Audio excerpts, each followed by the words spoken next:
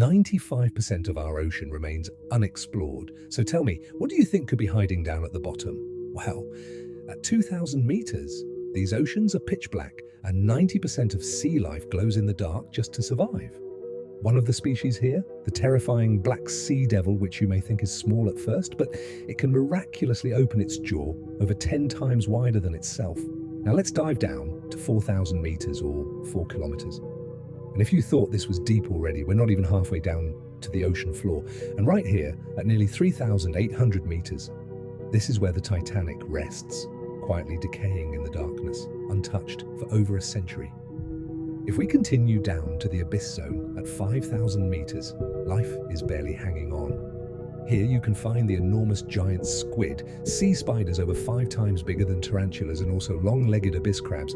Keep going, 6,000 meters, no sunlight or oxygen reaches here, and the temperature rarely exceeds 1 degree Celsius. And the pressure? It is 500 times stronger than what we are used to. To help you imagine that, it would be like you carrying more than 1,000 elephants on your shoulders. Yeah, that many.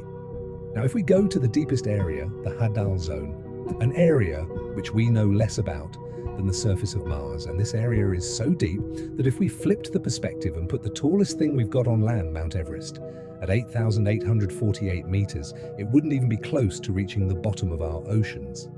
As of today, only 3 people have bravely adventured this deep, and the furthest anyone has ever gone was down to 10,911 meters in 1960.